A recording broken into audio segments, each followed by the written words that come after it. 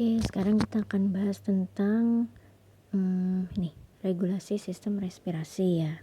Jadi secara umum kita tuh bisa bernafas secara involunter atau nggak disadari ataupun secara volunteer. Nah, pusat regulasi pernafasan yang involunter itu ada di medula oblongata dan di pons. Sementara pusat pernafasan yang volunteer itu ada di korteks cerebri. Nah, kita biasanya nafas secara nggak sadar tuh pada saat ya nafas seperti biasa ataupun pada saat tidur. Sementara pernafasan yang volunteer itu biasanya kita lakukan pada saat misalnya bernyanyi atau berenang gitu ya. Nah, untuk pernafasan yang involunteer itu tadi kan pusatnya ada di medula oblongata dan pons. Di situ tuh ada neuron-neuron yang terlibat mengatur aktivitas respirasi involunteer kita. Nah, mereka berkelompok-kelompok dan ada 3 kelompok utama dari neuron-neuron tersebut. Yang pertama itu yang lokasinya di bagian dorsal dari medula oblongata, makanya dia disebut dorsal respiratory group of neurons. Perannya adalah mengatur aktivitas inspirasi. Yang kedua adalah kelompok yang lokasinya di ventrolateral dari medula oblongata, makanya dia disebut ventral respiratory group of neurons. Dia mengatur aktivitas inspirasi dan ekspirasi paksa. Nah, yang terakhir adalah kelompok neuron pneumotaxic center. Lokasinya ada di pons. Dia berperan dalam mengatur rate dan kedalaman pernafasan kita. Nah, bagaimana sih kerjanya si kelompok-kelompok neuron ini? Jadi, selain kelompok-kelompok neuron ini, regulasi dari aktivitas pernafasan kita itu juga melibatkan reseptor-reseptor pernafasan yang lokasinya ada di batang otak, ada juga di bagian tubuh yang lain yaitu di badan karotis dan badan aorta terutama. Nah, reseptor-reseptor tersebut peka terhadap perubahan kadar CO2, H+, dan O2. Kalau yang di otak, yang dia namanya area kemosensitif, dia peka terhadap perubahan kadar H+ dan CO2. Jadi perubahan kadar CO2 darah tuh akan merubah kadar H+ secara tidak langsung gitu dengan mekanisme tertentu gitu. Sementara reseptor yang di perifer, yang di terutama di badan aorta sama badan karotis itu dia peka terhadap perubahan kadar O2.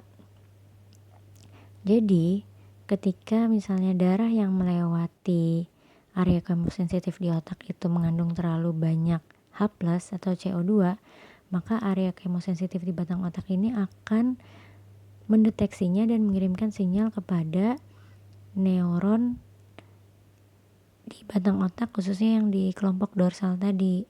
Sementara kalau misalnya darah yang melewati badan karotis ataupun badan aorta itu mengandung terlalu sedikit O2, maka kemoreseptor di situ juga akan mendeteksinya dan mengirimkan sinyal ke neuron dorsal tadi juga, tapi melalui nervus 9 dan 10. Nah, ketika sinyal itu diterima oleh dorsal respiratory group of neurons itu, maka si neuron-neuron di kelompok dorsal ini kan akan teraktivasi. Kemudian dia mengirimkan sinyal pernafasan ke otot-otot pernafasan, yaitu otot intercostalis externa dan otot-otot diafragma, sehingga akhirnya musculus intercostalis externa ini berkontraksi dan diafragma mendatar. Kemudian iga kita akan terangkat, diafragma kita akan turun, dan paru kita akan terisi oleh udara dari atmosfer, karena udara kan mengalir dari tekanan tinggi ke tekanan rendah ya. Dengan membesarnya rongga dada kita itu akan membuat tekanannya menjadi rendah sehingga udaranya bisa masuk dari atmosfer ke dalam paru dan akhirnya kita mengalami inspirasi tenang. Nah, proses kontraksinya otot-otot pernafasan ini dari mulai dia kontraksi sampai dia mengembang secara maksimal gitu ya, itu membutuhkan waktu 2 detik. Jadi kontraksinya itu nggak sekaligus seperti kita mengkontraksikan otot-otot yang lain. Misalnya kita mengkontraksikan bicep nih, kita menekuk siku, memfleksikan siku ya, itu kan kontraksinya bisa sekaligus gitu ya. Sementara kalau kontraksi otot-otot pernafasan itu untuk inspirasi dia memakan waktu 2 detik, sehingga kita punya waktu untuk mengisi paru-paru kita gitu. Makanya kita disebut mengalami inspirasi tenang. Nah, setelah 2 detik, secara tiba-tiba sinyal pernafasan dari neuron kelompok dorsal itu akan berhenti. Nah, karena nggak ada lagi yang memerintahkan untuk berkontraksi, sinyal udah berhenti nih, jadi nggak ada lagi yang memerintahkan untuk berkontraksi, ya akhirnya otot-otot pernafasan tadi itu dia berelaksasi. Iganya turun, terus kemudian diafragmanya naik sehingga rongga dada mengecil dan udara keluar dari paru ke atmosfer. Makanya kita mengalami ekspirasi tenang. Nah, proses berhentinya ini terjadi selama 3 detik. Nah, siapa sih yang tiba-tiba menghentikan sinyal pernafasan itu? Nah, itu adalah hasil kerja dari pneumotaxic center dan Herring-Brewer inflation reflex. Jadi si pneumotaxic center ini dia men-switch off sinyal pernafasan dari neuron yang kelompok dorsal tadi. Begitupun Herring-Brewer inflation reflex. Dia adalah satu refleks inflasi yang dimiliki oleh organ pernafasan. Jadi terutama di bronkus dan bronkeolus, di lapisan ototnya itu ada reseptor tapi bukan kemoreseptor. Jadi dia stretch reseptor, dia peka terhadap peregangan.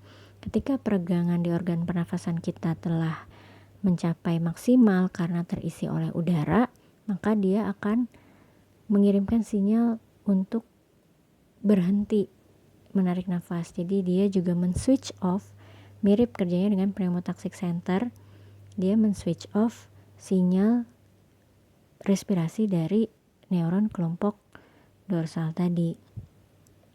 Nah, kalau si pneumotaxic center ini terlalu aktif, perintahnya terlalu aktif dalam men-switch off, maka kita akan mengalami yang namanya inspirasinya menjadi pendek gitu.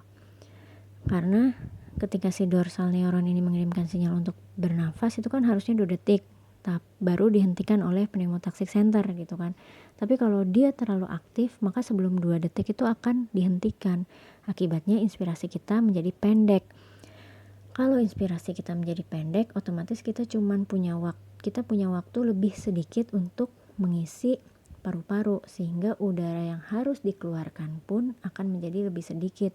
Otomatis waktu yang dibutuhkan untuk mengeluarkannya juga sedikit. Jadi ekspirasinya juga akan memendek.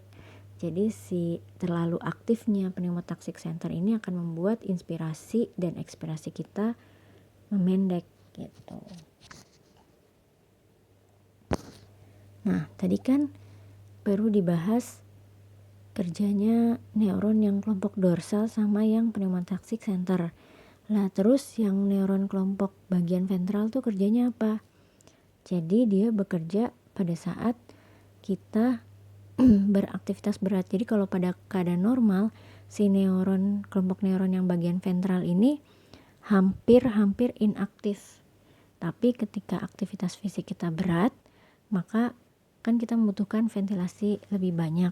Maka sinyal pernafasan kepada neuron kelompok dorsal itu akan sangat meningkat, akan sangat melimpah. Saking melimpahnya itu akan tumpah ke kelompok neuron yang bagian ventral, sehingga kelompok neuron yang bagian ventral ini akan teraktivasi. Teraktivasinya neuron kelompok bagian ventral akan memberikan sinyal kepada otot-otot bantu pernafasan, misalnya musculus calenus, musculus sternocleidomastoideus untuk berkontraksi, sehingga akhirnya kita mengalami inspirasi dan ekspirasi paksa. Jadi begitu kira-kira regulasi sistem respirasi kita.